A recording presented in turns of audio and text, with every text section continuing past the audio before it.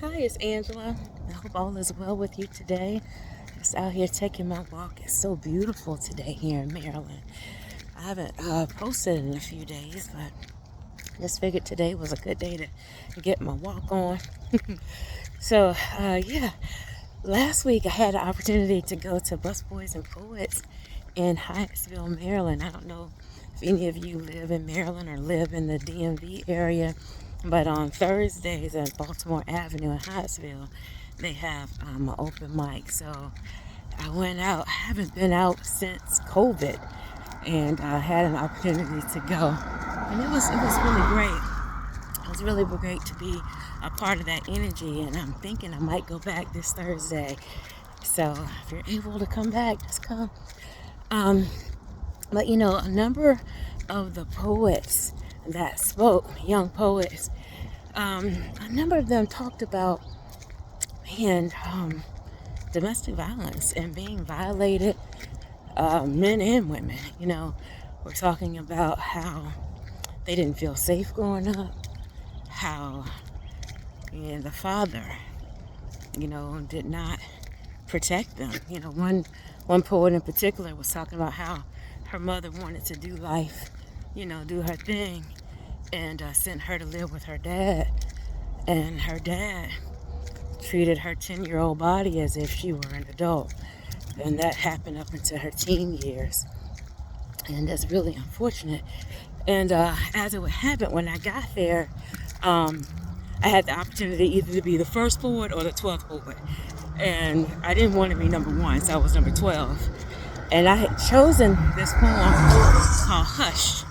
Hush is one of the poems that's part of a story that I did called The Chili Story, which is a domestic violence story, and the person gets, she gets help and she finds love at the end. But this one particular poem called Hush, didn't really even know why I had chosen that one until until I was there and found that it was the best one to do, because the character, she's being violated, and she gets love. I think at the end of that particular poem, she decides that she's going to be free and that she's no longer going to be quiet. She's going to talk. After the poem, I give this phone number, 800-799-SAFE, which is the phone number to a domestic violence hotline. And, whenever I do a poem from that story, I always share that because there's usually someone in the audience. It's 1 in 4 women, as it was last year, 1 in 4. And roughly, I don't know what the statistic is for men because a lot of times men don't report it. But, what was really eye-opening, being at this poetry event is that, the men were talking about it too, and how that violation was not just coming from, a woman violating them, but even being violated by men. And so, no more hush.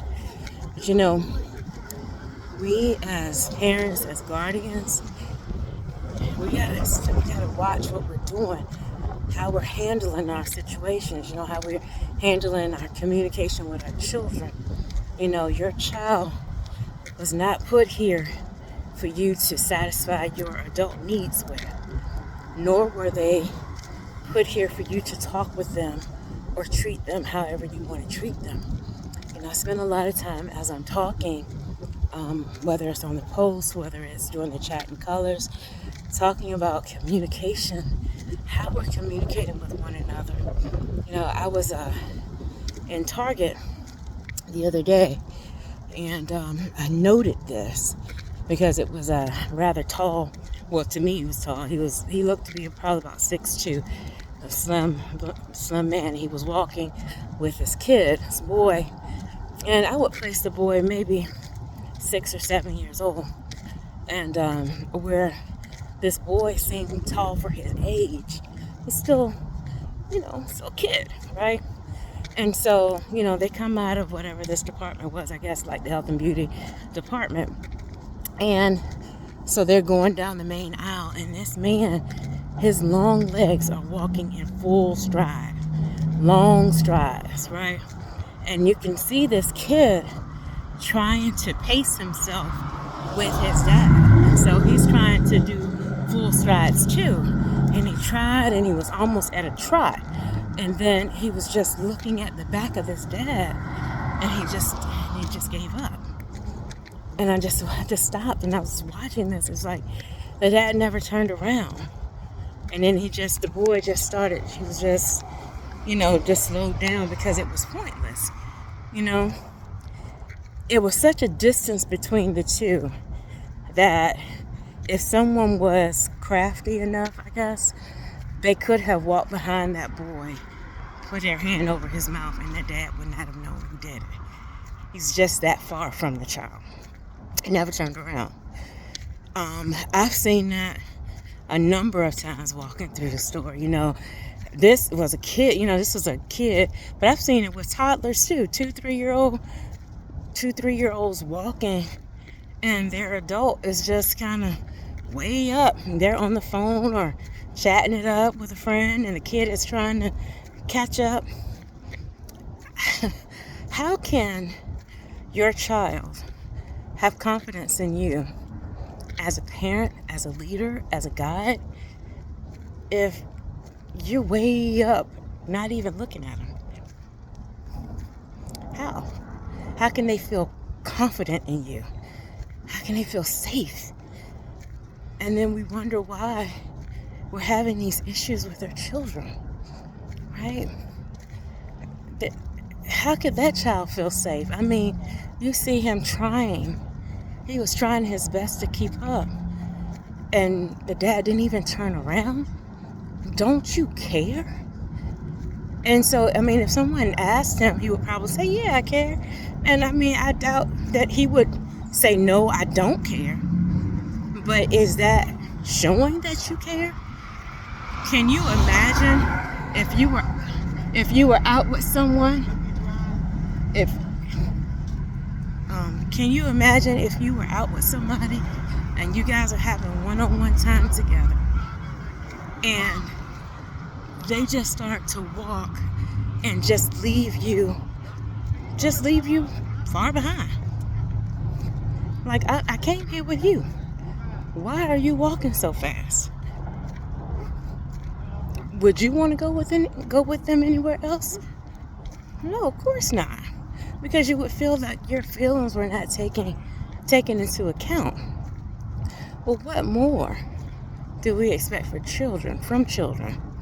And as I say so many times, they can't defend themselves against you. But what's happening is they grow up with self-esteem issues. They grow up feeling like they're not cared about, that you have to convince them that you care.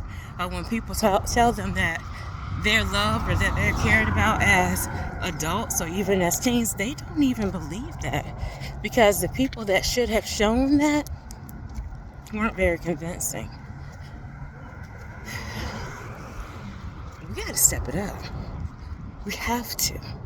There's another generation that we're raising. And just look at the news if you don't think we need to step it up. There's another generation that we're raising, and this, what we grew up with, or even what was acceptable, quote unquote, before, it cannot continue to be acceptable home life. These are people we're raising, and they need better than this. Those young people that was there at the poetry event on Thursday, half of them talked about being violated in the house, in their homes. Your children don't have any business trying to take care of you as an adult. Your children are children. They're supposed to be raised by you. They're supposed to be course corrected, which does not always mean you need to physically discipline either. Correction and wisdom and guidance and provision, those things should come from you to them. But they are not to be satisfying your needs, paying your debt, whatever that means. Or looking at them, looking at this child in a sexual manner, or even in a manner you're talking to them like they are grown, no matter how developed they might be. They're still a child, and that's still your blood. And they're not supposed to be satisfying that need for you. And so if that's you, get some help. Get some help. Call the domestic violence hotline and let them know that you need help. And ask them if they know of a place where you can get help if that's what you're doing. If you've been violated and you need help, call the hotline.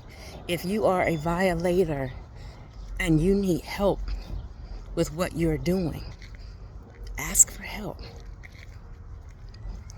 Because you are impacting a future. You're impacting someone who needs you. And it's got to stop. So, anyway, I'm going to finish my walk. You guys make it a blessed day.